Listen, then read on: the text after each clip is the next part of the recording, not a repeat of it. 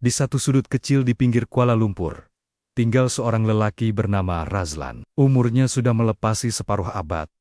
Rambutnya beruban, dan langkah kakinya tidak lagi segagah dulu. Setiap pagi, sebelum matahari menyimbah cahayanya ke langit, dia sudah bangun, bersiap ke tempat kerja. Bekerja sebagai pengawal keselamatan di sebuah sekolah menengah, gajinya cukup-cukup makan. Namun, ada satu beban yang sejak dulu membelenggu hidupnya, yang tidak pernah meninggalkannya walau sehari. 25 tahun dahulu, dia menandatangani satu perjanjian pinjaman perumahan dengan penuh harapan. Rumah tiris 2 tingkat di kawasan pinggir kota itu menjadi lambang kejayaan hidup berkeluarga. Dia dan istrinya, Zaiton, membesarkan 3 orang anak di rumah itu. Dindingnya penuh dengan kenangan, dari tawa anak-anak ketika kecil, sehingga tangisan ketika mereka diuji oleh kehidupan. Namun di sebalik setiap kenangan manis, tersimpan satu hakikat yang pahit. Rumah itu masih belum habis dibayar. Setiap bulan, potongan dari gajinya masuk ke akaun bank yang memegang hutang rumah itu. Jumlahnya tidak besar, tetapi cukup untuk menyekat mereka daripada memiliki sedikit kebebasan keuangan. Setiap kali gaji masuk, sebahagian besar hilang dalam sekelip mata. Belanja dapur, bil-bil, keperluan sekolah anak-anak, dan hutang rumah tidak pernah cukup. Sentiasa mengejar masa dan angka. Ada masa dia tertanya, kenapa pinjaman rumah itu terasa seperti tiada penghujungnya. Jumlah asal pinjaman hanya Rp200.000. Tetapi selepas 2 dekad, dia masih berhutang lebih Rp100.000. Kadar faedah, denda lewat bayar, dan penyusunan semula pinjaman menjadi racun perlahan yang memakan hasil kerja kerasnya. Bila anak-anak sudah besar dan mula bekerja, barulah sedikit sebanyak perbelanjaan dapat dikurangkan. Namun, hutang rumah tetap seperti bayang yang tidak pernah pergi. Malah, ketika istrinya jatuh sakit dan memerlukan rawatan bulanan yang berterusan, Razlan terpaksa membuat keputusan yang menyakitkan dan membuat penstrukturan semula pinjaman. Dia melanjutkan tempoh bayaran sehingga usia 70 tahun. Setiap kali dia melihat bil bulanan, ada rasa pilu yang mencengkam dada. Dia tidak lagi muda. Tenaganya makin susut, tapi bank tidak peduli tentang umur. Yang penting, bayaran mesti dibuat. Pernah satu ketika, dia lewat membayar 2 bulan. Dan surat amaran pun tiba. Ancaman lelongan rumah membuatkan tidurnya tidak lena. Bayangan kehilangan tempat berteduh setelah puluhan tahun berkorban demi rumah itu menjadi mimpi ngeri setiap malam. Razlan tidak pernah bercuti. Dia tidak mampu. Kalau ada cuti, dia akan buat kerja sambilan jaga tapak binaan. Setiap sen yang dikumpul ada tujuannya. Bukannya untuk melancong, bukan untuk kemewahan, tetapi untuk pastikan rumah itu tidak tergadai. Rumah yang sudah menjadi sebahagian dari dirinya. Tempat dia melihat anak-anak membesar. Tempat dia dan Zaiton berselisih faham dan berbaik semula. Tempat dia sujud memohon Tuhan ringankan beban. Tahun demi tahun berlalu. Badannya semakin uzur. Istrinya semakin kerap ke hospital. Anak-anak sudah berkahwin dan membawa haluan masing-masing. Rumah itu masih seperti dulu. Sunyi tapi penuh kenangan. Dan hutang itu juga masih seperti dulu, yang setia menunggu. Dia tahu, jika dia pergi dahulu sebelum habis membayar, beban itu akan jatuh ke tangan Zaiton. Dan jika Zaiton pergi dahulu, anak-anak pula akan memikulnya. Rumah yang dulunya simbol kejayaan, kini menjadi pusaka beban. Dia pernah mencoba menjual rumah itu, tetapi harga pasaran tidak mencukupi untuk menutup baki hutang. Malah, kos guaman, penalti awal penyelesaian, dan bayaran tertunggak menjadikan proses itu tidak berbaloi. Jadi dia teruskan juga, membayar sedikit demi sedikit, seperti menimba laut dengan cawan. Suatu pagi, ketika tubuhnya tidak lagi mampu bangun, dia hanya termenung di katil. Bunyi kipas siling yang berputar perlahan menjadi teman setia.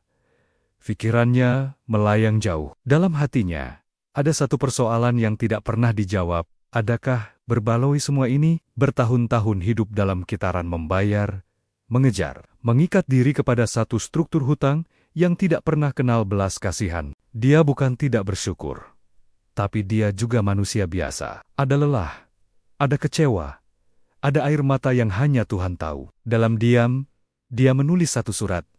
Bukan wasiat, bukan nota terakhir, hanya sekadar catatan hati. Surat itu disimpan dalam laci meja ruang tamu, tempat anak-anak selalu duduk ketika kecil. Dalam surat itu, dia tidak menyalahkan sesiapa. Dia hanya meluahkan betapa sistem pinjaman yang katanya membantu rakyat, sebenarnya menjadikan ramai orang hidup dalam tekanan yang senyap. Dia ceritakan bagaimana setiap kali dia lambat bayar, dia terpaksa menahan malu, dipanggil ke pejabat bank. Betapa rasa rendah dirinya meningkat setiap kali gagal menyimpan untuk masa depan karena semuanya habis untuk membayar rumah. Dia tidak minta simpati. Dia hanya berharap satu hari nanti, anak-anaknya akan belajar sesuatu dari semua ini. Bahwa rumah bukan sekadar batu dan simen. Rumah adalah beban jika tidak dikawal. Rumah boleh jadi kubur impian kalau tersilap langkah.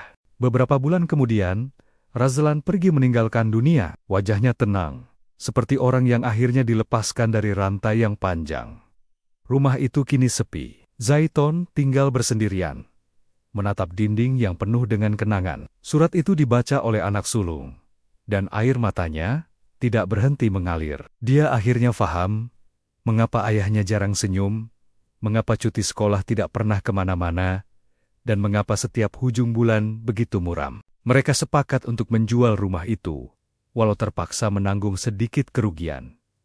Mereka mahu menamatkan warisan hutang itu, bukan karena tidak sayang, tetapi karena tidak mahu sejarah berulang. Kisah Razlan bukan satu-satunya. Di setiap bandar dan kampung, ada ramai lagi seperti dia. Orang biasa yang hanya mahu tempat berteduh, tetapi terperangkap dalam sistem yang tidak adil. Kisah ini adalah peringatan, bukan untuk menakutkan, tetapi untuk menyadarkan. Akhirnya, rumah itu dijual. Uang hasil jualan digunakan untuk melangsaikan baki pinjaman dan sedikit sebanyak digunakan untuk menampung perubatan Zaiton. Anak-anak Razlan belajar satu perkara penting, bahwa hidup bukan tentang memiliki segalanya, tetapi tentang bijak, mengurus apa yang ada. Rumah boleh dibina, tetapi jangan sampai memusnahkan kebebasan. Kini, Zaiton tinggal bersama anak bungsunya. Hidup mereka sederhana, tetapi lebih tenang. Setiap kali mereka lalu di kawasan rumah lama itu,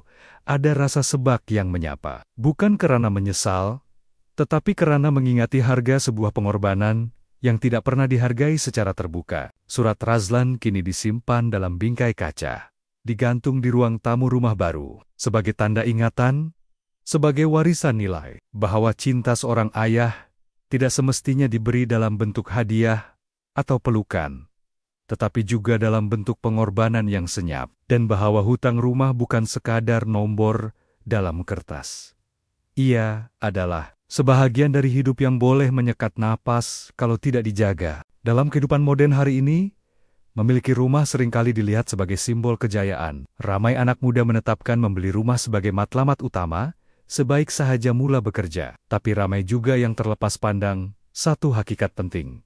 Rumah itu bukan hanya tempat berteduh, tapi juga satu komitmen jangka panjang yang boleh membentuk seluruh perjalanan hidup seseorang. Kisah hidup seperti yang dilalui oleh Razlan adalah cerminan realiti senyap ramai orang tua zaman sekarang. Mereka membesar dalam sistem yang mendorong mereka untuk memiliki rumah, walau apapun keadaannya. Mereka masuk ke dalam perjanjian pinjaman selama 25 hingga 35 tahun. Dengan harapan suatu hari nanti, mereka akan merasa lega karena mempunyai harta sendiri. Namun, yang berlaku bukanlah ketenangan, tetapi satu bentuk beban yang semakin hari semakin berat. Untuk anak muda hari ini, ada beberapa perkara penting yang perlu difahami, agar tidak terperangkap dalam kitaran yang sama. Pertama, pahamilah bahwa membeli rumah bukan satu kewajiban segera. Ia bukan pertandingan siapa yang miliki dahulu. Bukan semua orang perlu terus memiliki rumah sebaik sahaja bekerja. Dalam dunia yang serba dinamik, dengan pekerjaan yang berubah-ubah, gaji yang tidak menentu, dan kosara hidup yang meningkat, ada kalanya lebih bijak untuk menyewa dahulu. Menyewa bukan tanda kegagalan. Menyewa memberikan fleksibilitas, terutama jika belum pasti akan menetap di mana, atau belum stabil dari segi keuangan. Kedua, sebelum mengambil pinjaman perumahan, tanya diri sendiri soalan yang jujur, adakah aku mampu? Bukan setakat mampu membayar ansuran bulan ini, atau tahun ini. Tapi adakah aku mampu membayar selama 30 tahun akan datang, tanpa menjejaskan keperluan asas hidup yang lain? Adakah aku ada simpanan kecemasan jika berlaku kehilangan kerja, kemalangan, atau krisis keluarga? Ramai anak muda hanya melihat jumlah ansuran bulanan, tetapi tidak mengira jumlah keseluruhan yang perlu dibayar termasuk faedah. Pinjaman Rp200.000 mungkin kelihatan kecil, tetapi setelah ditambah dengan faedah selama 30 tahun, jumlah itu boleh mencecah lebih dari Rp300.000. Dan itu belum termasuk insurans, kos penyelenggaraan, cukai tanah, dan kos pindah milik. Ketiga, jangan biarkan tekanan sosial memaksa keputusan besar. Mungkin kawan-kawan sudah beli rumah. Mungkin keluarga sering bertanya, bila mau beli rumah sendiri. Tapi setiap orang ada perjalanan hidup yang berbeza. Membeli rumah bukan soal bangga atau malu, tapi soal tanggung jawab yang besar dan lama. Keempat, pahami bahwa rumah bukan pelaburan jangka pendek. Ramai yang membeli rumah dengan harapan nilai akan naik, kemudian boleh dijual dengan untung, tapi pasaran hartanah tidak selalu naik. Ada masa turun, ada masa tak bergerak. Dan jika terpaksa menjual dalam keadaan terdesak, nilai yang diperoleh tidak semestinya cukup untuk tutup baki hutang, apatah lagi untuk buat untung.